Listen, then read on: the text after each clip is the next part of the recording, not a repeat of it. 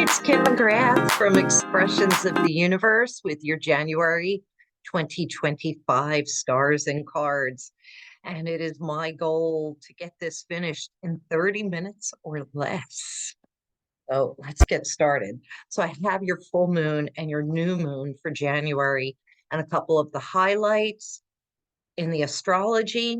And then for your cards for all zodiac signs, I'm using the illustrated herbiary oracle cards. This is a new to me deck. It was gifted to me last year. I haven't used it yet, so I will probably be using the guidebook, and it is by Maya Toll. Really, really beautiful box, and the cards are really pretty too. So let's jump in.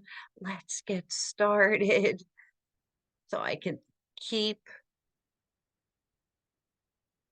under my 30-minute goal. Not in presentation mode. Here we go. So it's our January stars and cards. I will timestamp this. Of course, my disclaimer. Oh, sorry. The disclaimer that this presentation is for entertainment and informational purposes only. All right, so here I have your stars. Maybe not. Let's see what happens. We have our January highlights. So Mars and Pluto, opposition. This is the second time we're seeing this exact. And we're starting off the month of January with this. So if you've been feeling a little salty, a little angry, a little embittered, you better check it before you wreck it, because we're in this energy for quite some time through March, I believe. If I'm not mistaken, there's so much happening in the planets already that I just can't keep up. This will definitely keep me on my toes this year. But, Mars is in Leo, and it's almost retrograding back into Cancer, which is going to be a whole thing. And then, of course, Pluto had just entered Aquarius, and they are in an opposition. They're at a standoff. It's a power struggle, but I feel like we need to take the high road, be the bigger person, which I've been hearing my whole life. All right, so Mars will retrograde back into Cancer. This is kind of like a retreat for all of us. We should be crawling back into our shell. Cancer is the crab. We need to take this time to withdraw. And, so many people, they want to start everything brand new come January. And with Mars retrograding from Leo back into Cancer, I say this is not the time. Mars will go direct towards the end of February. So you have about 6-7 weeks of winter in the northern hemisphere, of allowing yourself to hibernate, to become a hermit, do things slowly, slow your roll. There's going to be so much happening this year that you're going to need the rest now in order to carry you through the rest of the year.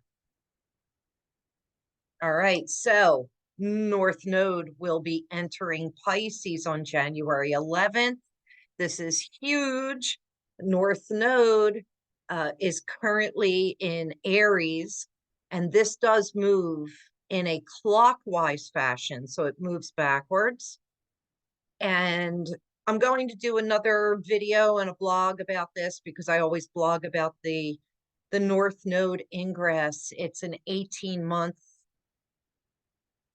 transit, and it is followed by the South Node, which will be in Virgo.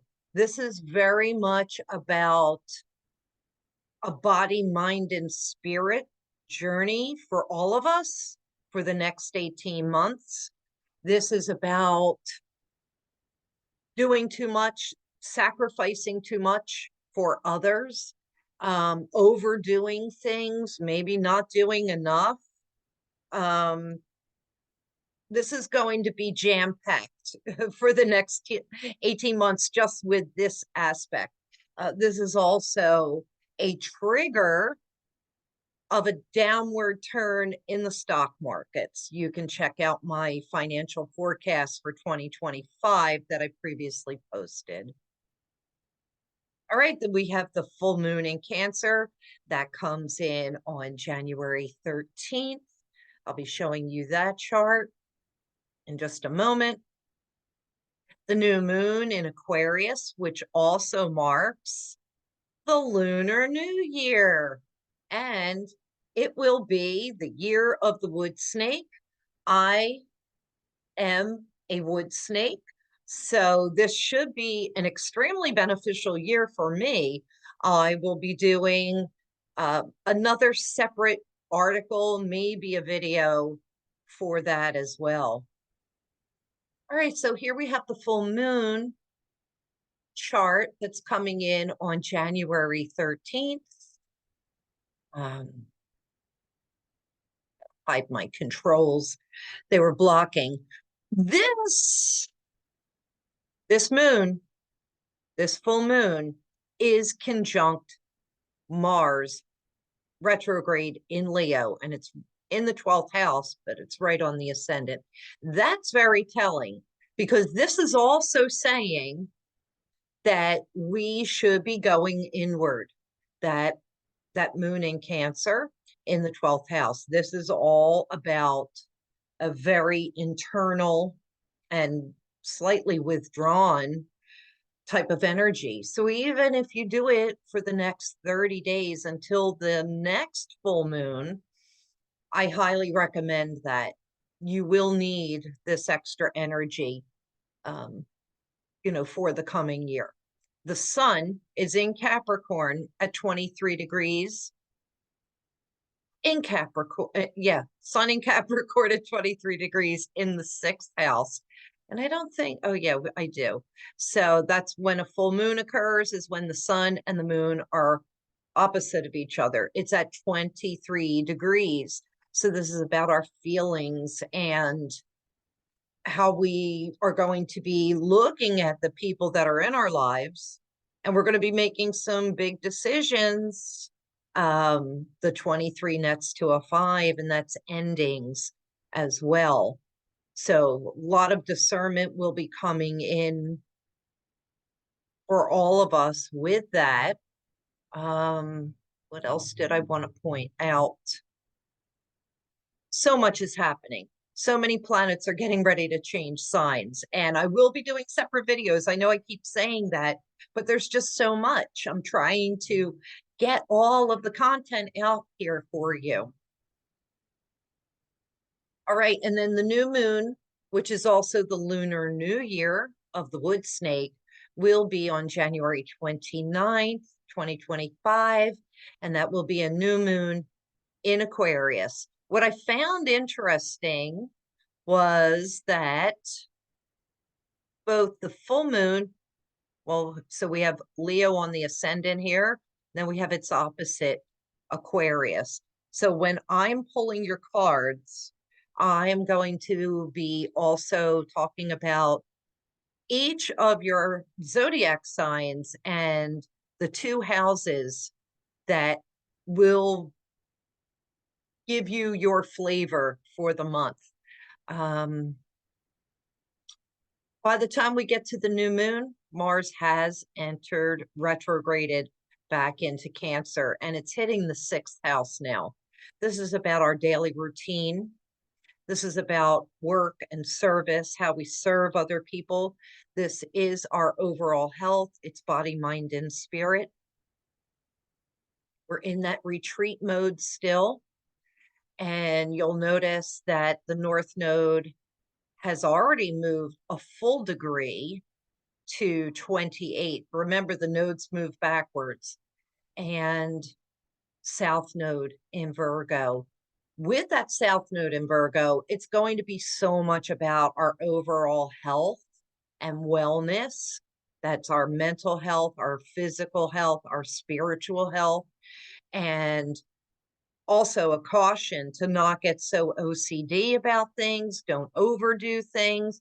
Whereas this North Node in Pisces may want you to be self-sacrificing and giving yourself away. There's going to be that struggle, that tug of war um, between the self and others. And it will be at the expense of your health. I will tell you that. Pisces rules the feet and the lymphatic system, as well as the fascia, like under your skin, where, right between the skin and the muscle connection. So massages are going to be really great for the next 18 months, really taking good care of your feet, drinking plenty of water, getting plenty of movement. With this South Node in Virgo, Virgo rules the digestive system. So we could see digestive stasis. I'm wondering if there's going to be, I'm going to have to take a look at that because my first thought are the GLP-1 drugs for weight loss, Ozempic and Wegovy, among others. And I'm wondering because it's South Node, which is also known as Ketu, I'm wondering, especially with it being in the eighth house, if there's going to be some kind of negative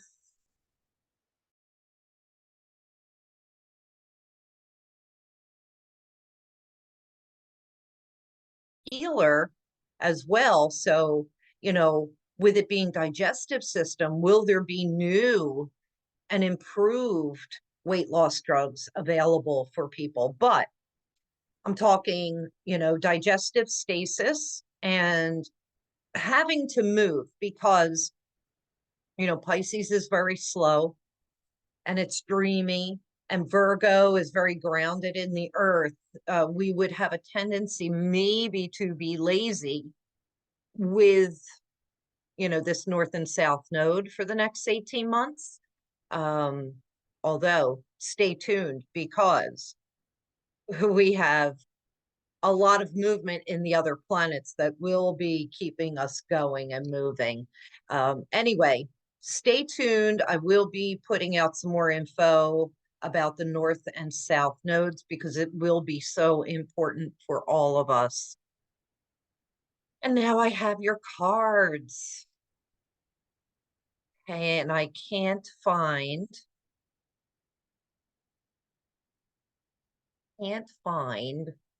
my control panel because I hid that.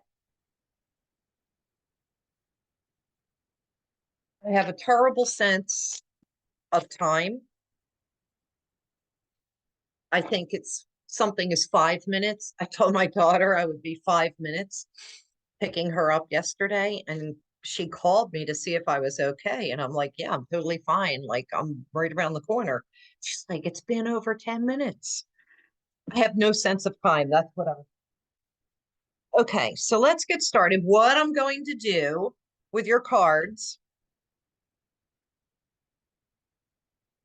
I'm doing the herb or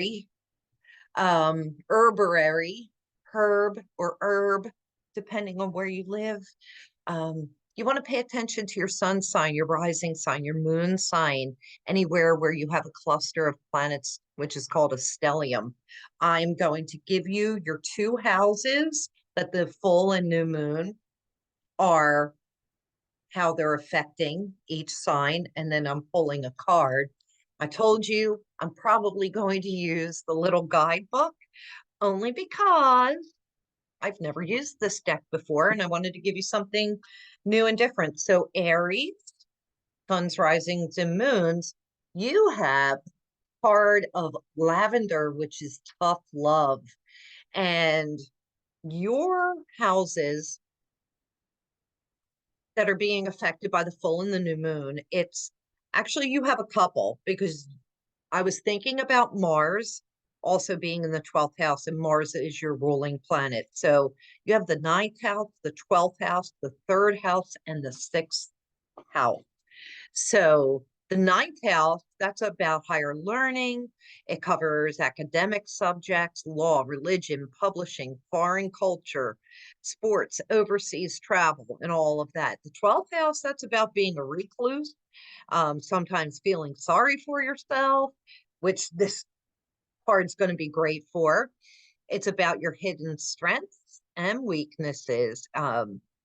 It's also, you want to caution because the 12th house is also hospitals and institutions and jails, among other things. And then the 3rd house, it's siblings, communication, short travel like day trips or your car, your cell phone, your laptop. And then the 6th house, it is about work, your daily routine, health, body, mind, and spirit, and small animals. So let me get up in here with this. We have, it's tough love, it's lavender. And what this says is people think lavender is soft, useful for shaping quiet space and calming rowdy children.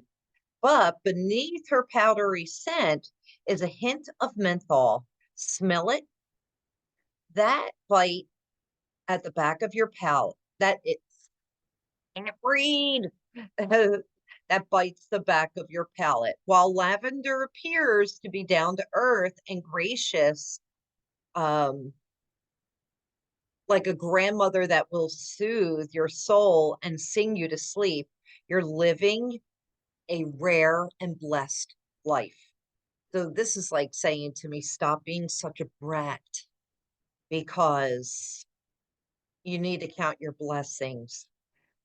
Life, if that's, you're living a blessed life, if that's all you've ever needed from a grandmother or from lavender.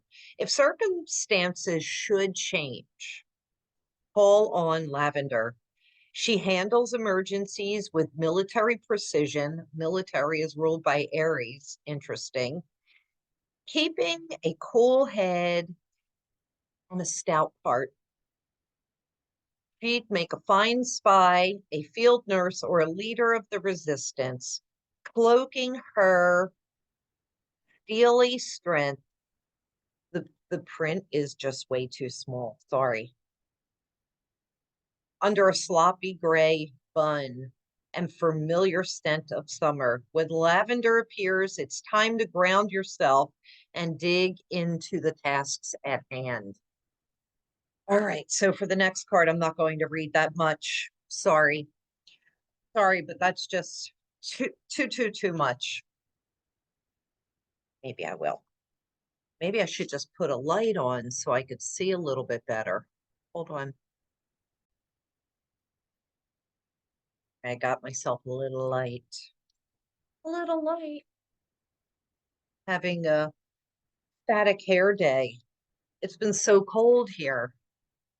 How about you? And you know that you know that I know it's that I've been talking about the cold because I even posted about that.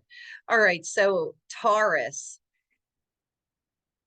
your card is release the rigidity, which that's so much like Taurus, and it is Valerian root. And release the rigidity. I'm going to have to tell Judith about this deck, Judith Hill, because she is an herbalist and she would love this. All right, so Taurus, you are the 10th and the 4th houses. So the 10th house is about your public life. And it shows your standing in the community, the career, social status, and can reflect your attitude towards parenting. Other exoteric or esoteric keywords include honor, authority, career, and profession, life direction, achievements, and masters and hierarchy. And then the fourth house, that's all about the home, the mother, the father. It describes your roots and your heritage. Other keywords include home life, roots, family, relations, psychological foundations, biological inheritance, place of abode, like where your house is, the ashram, karma, and the end of a matter. And if so I got this little light so that you could see this card much better. Valerian is about taking a nap. It is relaxing, just like this little cat nap. Valerian stands tall in the garden, her stem still stiff to compensate. I still can't read. I should be giving this up, right? Here, this is what I can do. Huh. Okay. Oh, you know what? Valerian is really good for dreaming. So it says Valerian dreams of being a cat in her efforts to become more human. Valerian begs you to relax your armored body, your stiff thoughts, your rigid emotions, and then join her for a shameless afternoon nap. So, what this is saying to me for the Taurus, so this is about work and home. This is about the family and your career or your aspirations. And it's like, where are you being inflexible? You know, Taurus is a fixed sign, so I'm a Taurus rising. I can talk about us, right? Moo moo, moo moo moo. That's all I have to say about that. Okay, Gemini, and I am a Gemini sun sign. You're about the 11th and the 5th house. And the 11th house is about our dreams, hopes, and wishes, and our friends, the collective groups of people. The, that's the 11th house. The 5th house is romance. It is our inner child. It is children. It's creativity. It's play. So this January, it's really asking Geminis, Gemini risings and moons to play and have fun and enjoy yourselves for a change. Stop being so serious. All right. Interesting. I'm going to tell you why. So the card that's coming up for Gemini is Mullen, and that is what I use for respiratory illness when I have chest issues. So that makes me a little nervous, but it's a gorgeous card. As you can see, there's so much symbolism, and mullein is the name of the herb here. So let's see, it's integration. So this is incorporating a lot of different elements into your lives, Gemini. We've got the moon, the moth, the heart, the ship, the acorn, the brain, all in a spider web surrounded by mullein. Beautiful little yellow flowers, by the way. So I immediately think of the respiratory system, or, you know, when you just feel like maybe if you're grief stricken, you find it hard to breathe, you know, like you hold your breath. There's something in there. So mullein will ease up mucus and help it come out. This is saying mullein appears where she's needed and has trouble staying where she's not. Because of her penchant for moving about over the years, she's learned quite a bit about quite a bit. So Gemini, making her a wise guide on any journey. Mullen brings multifaceted understandings into alignment with each other, easily building intellectual bridges between seemingly disparate or disjoined things, because her gift is seeing the structure of the whole. So, Gemini, she'll sing the relationship of bone to water or air to skin, in a way that makes you wonder how you never saw those patterns for yourself. Call on Mullen when you need a torch in the darkness for an overview of the whole so you can understand the parts. I love that. I love it. I love it. I love it. Okay, Cancer. So the full moon is in Cancer. It will be the full wolf moon, I believe, if I'm not mistaken. I forgot to look that up, but I think it's the full wolf moon in January.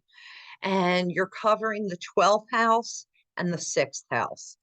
So don't forget, you also have Mars retrograding back into your sign. Mars is the planet of action. It's retrograde. You're Cancer the crab. You're going to retreat. That's what the 12th house is also about. It's about retreating, reclusing, being a hermit, doing some spiritual work, doing some retrospection, some introspection. There is no need to act right now. Because Mars doesn't go direct until February 23rd or 24th.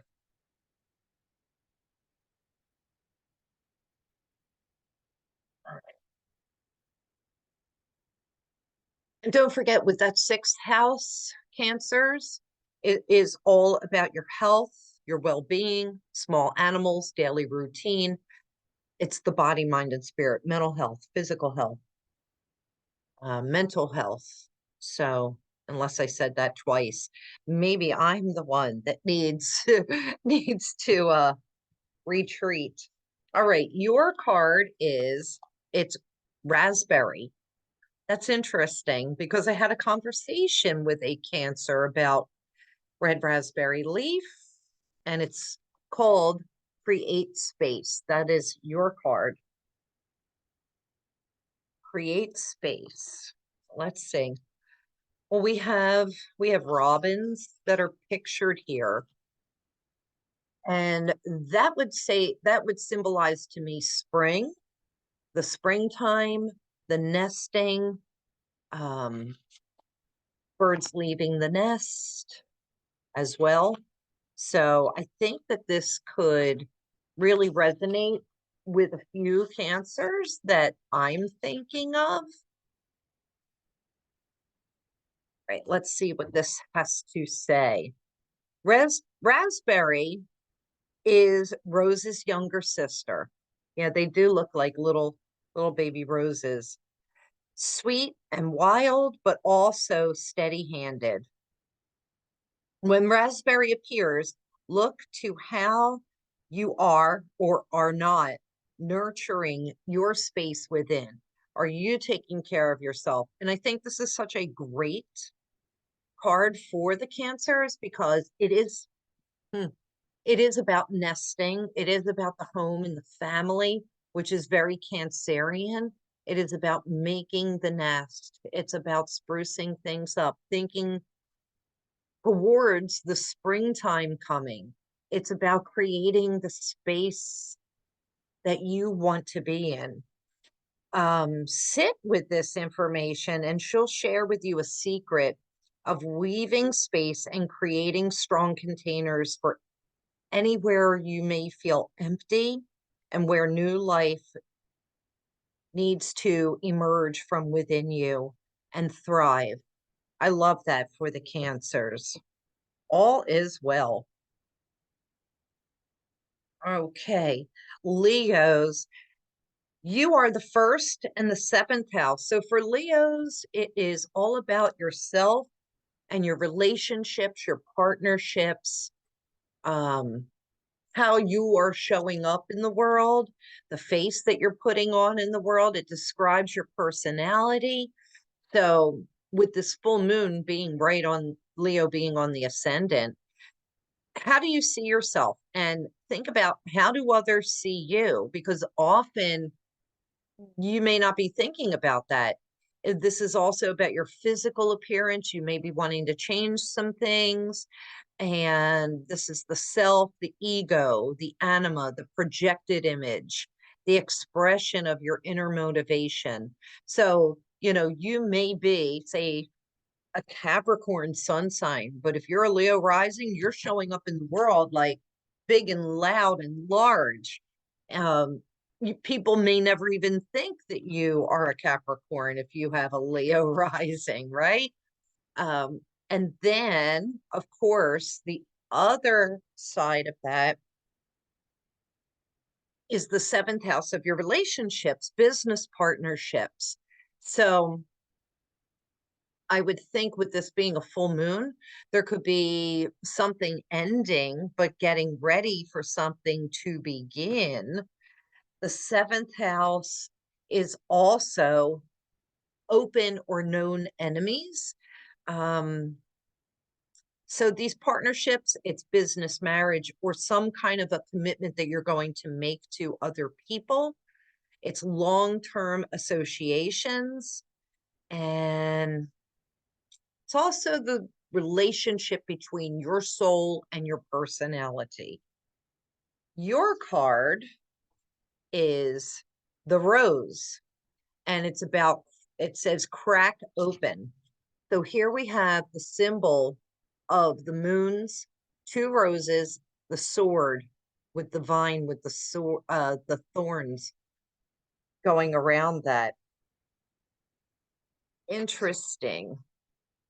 So it says once the realization is accepted that even between the closest human beings, infinite distances exist. A wonderful living side by side can grow if they succeed in loving the distance between them, which makes it possible for each to see the other whole against the sky. So this is interesting, especially because you've got seventh house for the new moon. And so I'm wondering, Leos, is this somebody new coming into your life? And, maybe if you've been alone for quite some time, and this doesn't have to be love, this could be business as well, that, you've never thought about, um, having a partner, whether it's love or business or otherwise. And so this card is allowing you to see how you can have that and you don't have to be like this. You can coexist like this. You can be separate and together at the same time. Um, it's kind of like a contradiction in a sense. And it says it's no more of a contradiction than the flower, the beautiful rose with the thorns. So it's just embracing all the dualities that life has to offer, Leo. Okay, Virgo, you are the second and the eighth houses. So the second house is about your self-worth, but it's also your money and your finances. And the eighth house, it is shared intimacy, it is taxes, it is debts, usually from other people. It's also inheritances. So for the Virgos, very much about money and self-worth and material possessions and what's more important, the material or the immaterial. And you have it's reishi mushroom and it's defying gravity. I don't know if this is showing up. Like when I look at my camera, the clarity is awful. So I'm hoping you can see how pretty these cards are. I'll have to post them because I don't think that I don't think my lighting is good enough in here today and you can't see this. And that would be a shame. All right, reishi mushrooms is the Yoda of the plant world, helping you assimilate life's experiences and turn them into wisdom. This says defying gravity because they grow up the tree. How can you defy anything keeping you from finding meaning and purpose and health? Like all the best teachers, Reishi points to the path and lets you walk it, taking your lumps and bumps along the way. She doesn't want you to rely on her strength. She wants you to find your own.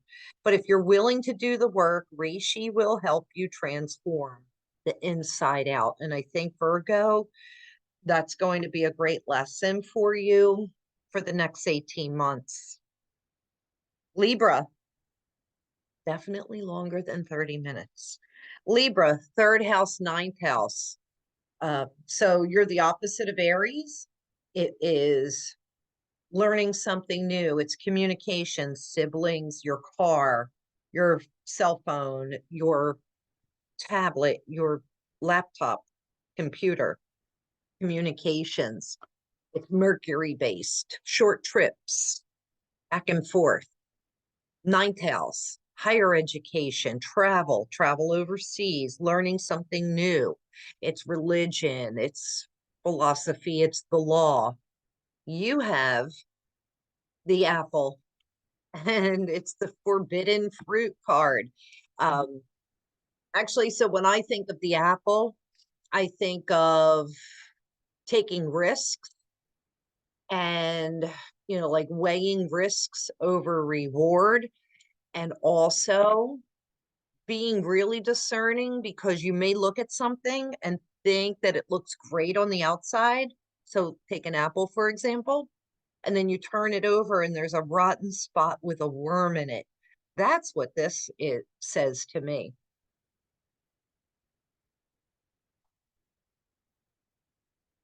Find that. See if there's any pearls of wisdom. All right, apple. So I want to point out with the snake here as well, with snake symbolism. It's about shedding your skin, shedding old skin. It is about healing.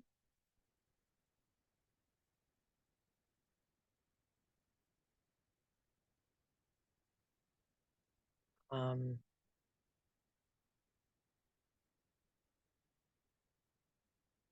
Saying here, Apple asks, what have you forbidden yourself?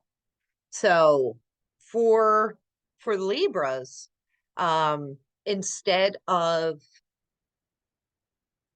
holding yourself back from things and maybe even complaining about that, like, where are you holding yourself back? Are you doing it to yourself? Um,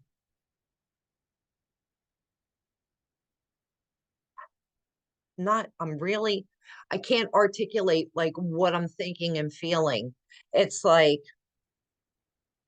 instead of complaining, what are you holding yourself back from? What are you forbidding yourself from? In a sense, it's like, what are you doing to go out and make things happen?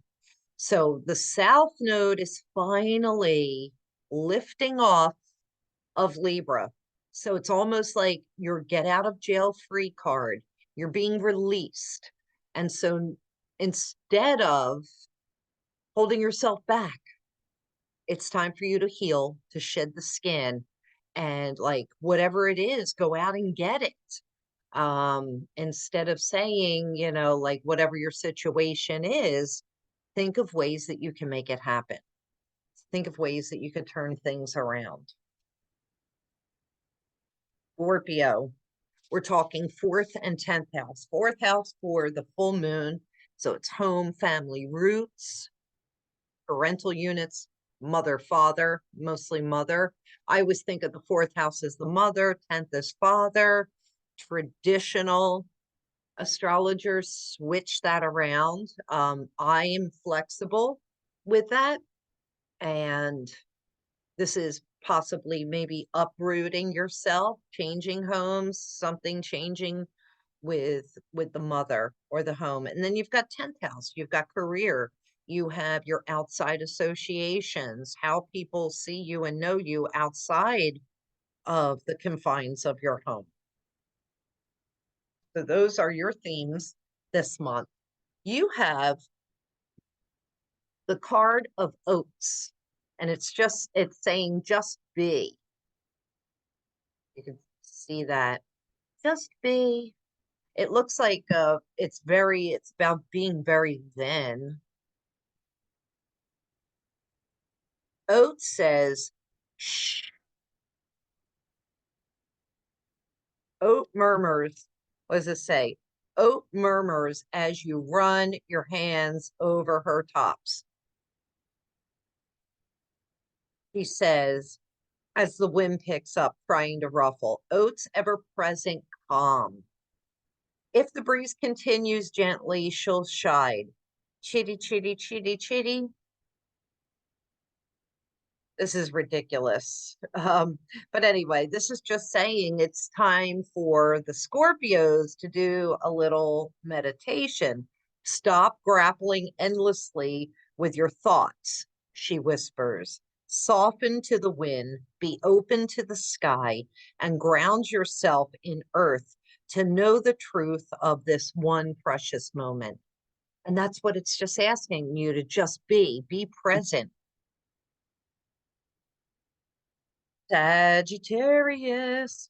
Sagittarius, you have the opposite of Gemini, which is fifth house for the full moon, 11th house for the new moon. So fifth house for the full moon, are you letting go of fifth house is children, creativity? Are you letting go of project that you were so fixated on and it's just not going anywhere? So you're going to chuck it. Romance, relationship.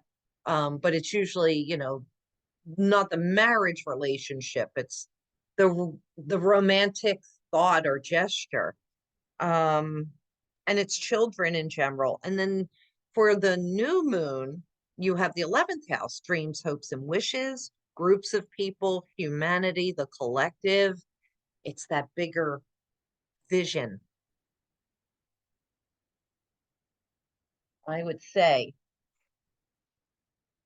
make some wishes this month, Sagittarius, because they could be coming true. So you have the nettle, and it says pay attention. So hopefully this is not stinging nettle.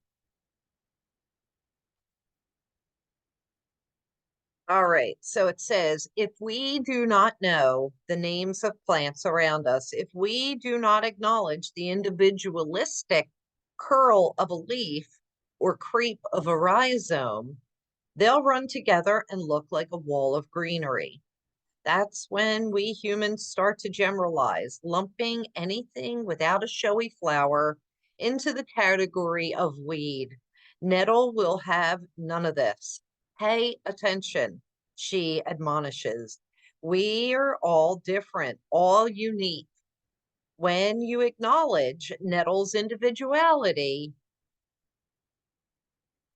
and treat her with thoughtful respect, she'll let you close.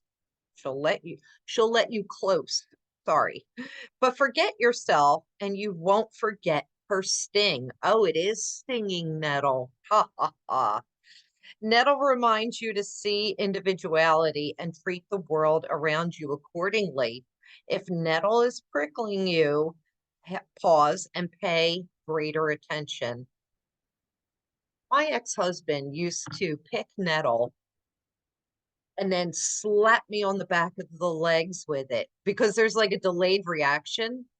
It doesn't start stinging immediately, and then it catches up within like 10 seconds. And he always thought that that was so funny. And he still does stupid stuff like that to me, 40 years later, but because we are still friends. And still some of the stupid jokes still get me. All right, Capricorn, you're the opposite of the Cancer, and you have sixth house, which is health and wellness, your daily routine, body, mind, and spirit, small animals for your full moon. And then, but you also have, well, yeah, yes, for your full moon because the sun is in Capricorn and it is in the sixth house. I had to think about that for a second. And then for your new moon, it's 12th house. So come the end of the month, like you might be starting out strong, Capricorn. You may be wanting to do a little bit of a retreat come the new moon in Aquarius. Once the sun has moved out of Capricorn, you may want a little bit of respite for the rest of the winter. And this is so cute. You have Daisy, and it says to be yourself, the little Daisy. That's very cute. Reminds me also of the springtime. Even though I have autumn daisies, and they don't start to bloom until middle of September or the beginning of October. Okay, so the daisy comes from a huge family. Her sisters, chamomile, echinacea, boneset, alecampane, and feverfew, and milk thistle, to name just a few, are among the greatest healers. Luckily, Daisy learned early on her best way to distinguish herself was simply to be herself. She persistently finds her way into homes and gardens to remind us over and over again that loving ourselves as we are is the very best medicine. I love that for you, Caps. All right, Aquarius. Your full moon is in the 7th house of relationships. Your new moon is in the 1st house of yourself. There'll be a little ego, but you may be wanting change appearance, change your attitude of how you're going to show up in the world. The 7th house has you looking at relationships, commitments, the partnerships that you have gone into contract with. This is having you take a really big step back and look at those things, Aquarius. And it says you are sacred and you have Tulsi. Oh, this is really good, especially with you being a water bearer. So Tulsi, when it's time for the eclipses. You've ever read some of my things about eclipses, I talk about not making moon water or sun water because of the volatility. So in native traditions, they would put Tulsi leaves in their water vessels because you don't want standing water either, and then drink it because essentially it's been under the beams of the eclipse. So they protect their waters with Tulsi leaves, and that's what I was just thinking of here. It's known as holy basil, is traditionally planted in a special pot by the front door of homes in South Asia. This holiest of plants, though thought of alternatively as a household deity and a manifestation of the goddess Lakshmi, which is interesting because this new moon is on the Lunar New Year. So I feel that there's something tied to that. Brings heaven to earth. Her spicy scent reminds you to be aware of the unseen, of spirits flowing in and out. Tulsi says you're strongest when you let spirits help you adapt to the ups and downs of daily life. Tulsi also reminds you that you are the home for your spirit and you are sacred. Last but not least, Pisces.